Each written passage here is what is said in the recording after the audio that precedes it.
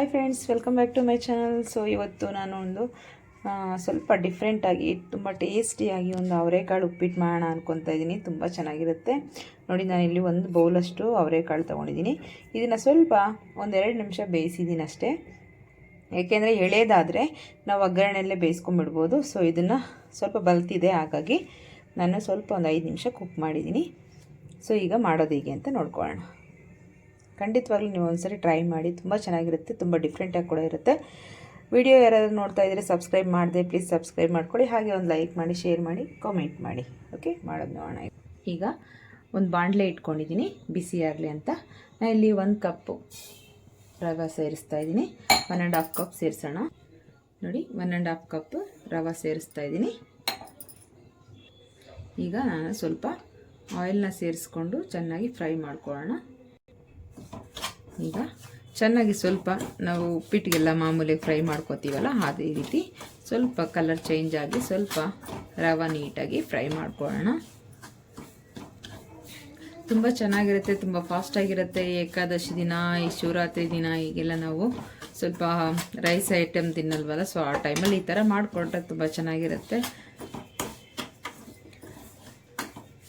ಈ ರೀತಿ ಫ್ರೈ ಮಾಡ್ಕೊಳ್ಳೋಣ. ಇನ್ನೊಂದು 5 ನಿಮಿಷ ಫ್ರೈ ಆಗಲಿ. ಈಗ ರವೆ ನೀಟಾಗಿ ಚೆನ್ನಾಗಿ ಸ್ಮೆಲ್ ಬರ್ತಾ ಇದೆ, ರವೆ ಫ್ರೈ ಆಗಿರೋದು.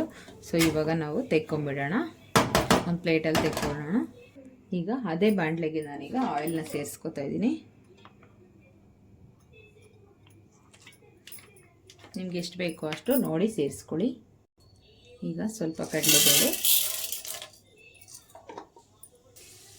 ಹಾಗೆ ಸ್ವಲ್ಪ ಸಾಸಿವೆ, ಈಗ ಹಸಿಮೆಣಸಿನ್ಕಾಯಿ ಸೇರಿಸ್ಕೊಳ್ಳೋಣ.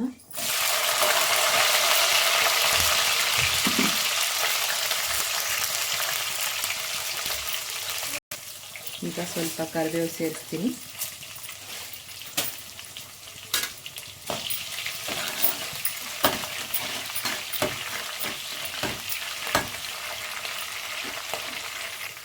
ಈಗ ಚಿಕ್ಕದಾಗಿ ಹೆಚ್ಕೊಂಡಿರೋ ಈರುಳ್ಳಿ ಸೇರಿಸ್ಕೊಳ್ಳೋಣ. ತುಂಬ ಉದ್ದುದ್ದ ಇಟ್ಕೊಬೇಡಿ, ಈ ರೀತಿ 2 ಪೀಸಾಗಿ ಮಾಡ್ಕೊಳ್ಳಿ. ಅದು ಕೂಡ ಸ್ವಲ್ಪ ಫ್ರೈ ಆಗಲಿ. ಈಗ ಸ್ವಲ್ಪ ನೋಡಿ ಗೋಲ್ಡನ್ ಕಲರ್ ಬಂದಿದೆ, ಆನಿಯನ್ಸ್ ಎಲ್ಲ.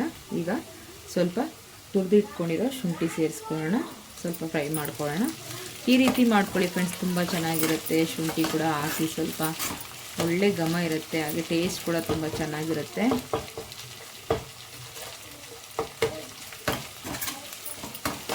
ಯಾವಾಗಲೂ ಮಾಡೋ ರೀತಿ ಉಪ್ಪಿಟ್ಟು ಮಾಡ್ಕೋಬೇಡಿ, ಈ ರೀತಿ ಸ್ವಲ್ಪ ಚೇಂಜ್ ಆಗಿ ಮಾಡ್ಕೊಳ್ಳಿ, ತುಂಬ ಚೆನ್ನಾಗಿರುತ್ತೆ.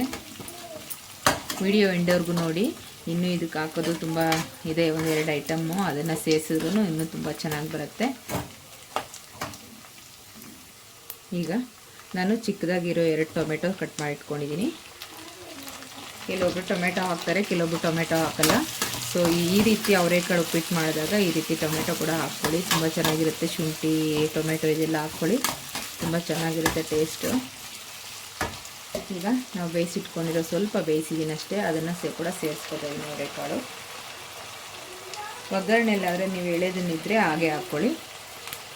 ತುಂಬ ಬಲ್ತಿರೋದ್ರಿಂದ ನಾನು 1-2 ನಿಮಿಷ ಹಾಗೆ ಬಿಸಿನೀರಲ್ಲಿ ಕುದಿಸಿದ್ದೀನಿ ಅಷ್ಟೇ. ಈಗ ಸ್ವಲ್ಪ ಚೆನ್ನಾಗಿ ಫ್ರೈ ಆಗಲಿ. ಬೇಗ ಸಾಫ್ಟ್ ಆಗಬೇಕು ಅನ್ನೋ ಆಗಿದ್ರೆ ನಮ್ಮ ಟೊಮೆಟೊ ಹಾಗೆ ಸ್ವಲ್ಪ ಸಾಲ್ಟನ್ನು ಸೇರಿಸ್ಕೊಳ್ಳೋಣ. ನಿಮಗೆ ರುಚಿಗೆ ತಕ್ಕಷ್ಟು ಉಪ್ಪನ್ನು ಸೇರಿಸ್ಕೊಳ್ಳಿ.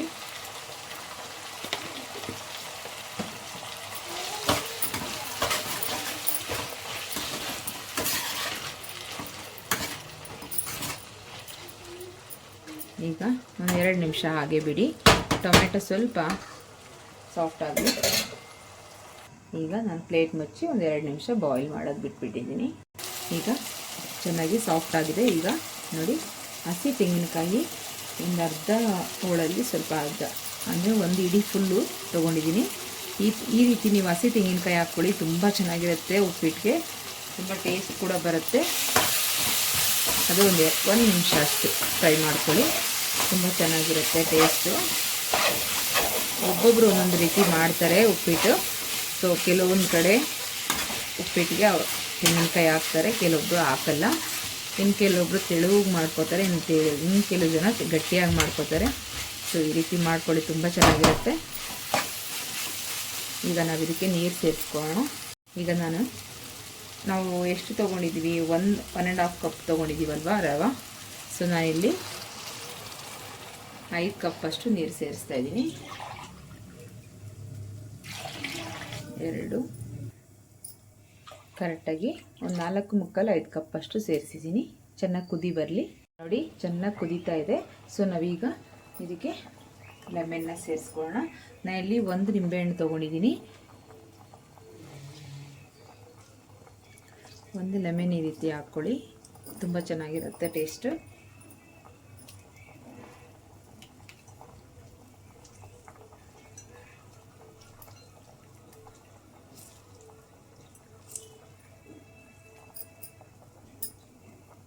ಹಾಗೆ ಇದಕ್ಕೆ 1 ಹಿಡಿಯಷ್ಟು ಕೊತ್ತಂಬರಿ ಸೊಪ್ಪನ್ನು ಹಾಕ್ಕೊತಾ ಇದ್ದೀನಿ.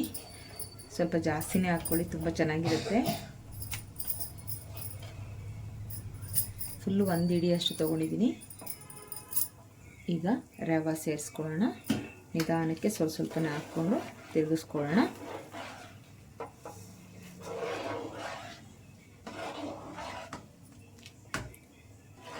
ನಿಧಾನಕ್ಕೆ ಮಿಕ್ಸ್ ಮಾಡ್ತಾನೆ ಇರಿ. ರವೆ ಹಾಕಿದ ತಕ್ಷಣ ಕೈ ಬಿಡಬೇಡಿ, ಬಿಟ್ಟರೆ ಅದು ಗಂಟಾಗುತ್ತೆ.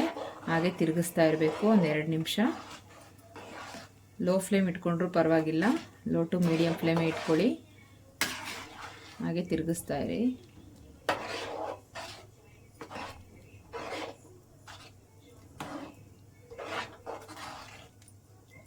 ನೋಡಿ ನೀಟಾಗಿ ಇದಾಯಿತು. ಉಂಡೆ ಯಾವುದೂ ಇಲ್ಲಾಂದರೆ ಹಾಕಿದ ತಕ್ಷಣ ತಿರುಗಿಸ್ದೇ ಇದ್ದರೆ ಉಂಡೆ ಆಗಿಬಿಡುತ್ತೆ. ನಾವು ತಿರುಗಿಸ್ತಾ ಇರಬೇಕು. ನೋಡಿ ಇವಾಗ ಸ್ವಲ್ಪ ಗಟ್ಟಿಯಾಗಿದೆ. 1-2 ನಿಮಿಷಕ್ಕೆ ಗಟ್ಟಿ ಆಗಿಬಿಡುತ್ತೆ. ಹಾಗೆ ತಿರುಗಿಸ್ತಾ ಇರಬೇಕು. ಲೋ ಫ್ಲೇಮ್ ಇಟ್ಕೊಂಬಿಡಿ. ಲಾಸ್ಟಲ್ಲಿ ಸ್ವಲ್ಪ ಗಟ್ಟಿ ಆಯಿತು ಅಂದಾಗ ಲೋ ಫ್ಲೇಮ್ ಇಟ್ಕೊಂಡು ನಿಧಾನಕ್ಕೆ ಸ್ವಲ್ಪ ಕುಕ್ ಮಾಡ್ಕೊಳ್ಳಿ.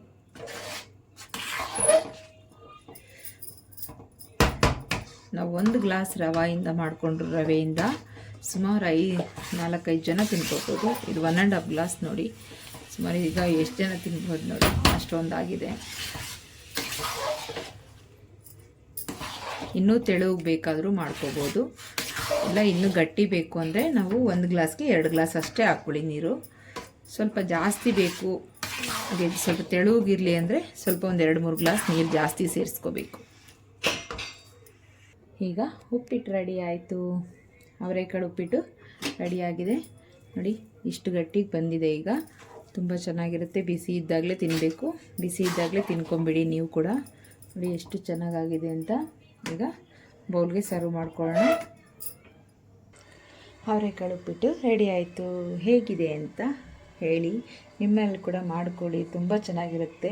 ಒಮ್ಮೆ ಟ್ರೈ ಮಾಡಿ. ಓಕೆ ಫ್ರೆಂಡ್ಸ್, ಈ ವಿಡಿಯೋ ನಿಮಗೆಲ್ಲರಿಗೂ ಇಷ್ಟ ಆಗಿದೆ ಅಂದ್ಕೊತೀನಿ. ಡಿಫ್ರೆಂಟಾಗಿ ಉಪ್ಪಿಟ್ಟು ಮಾಡೋದು ಹೇಗೆ ಅಂತ ನೋಡಿದ್ರಲ್ಲ. Thank you so much.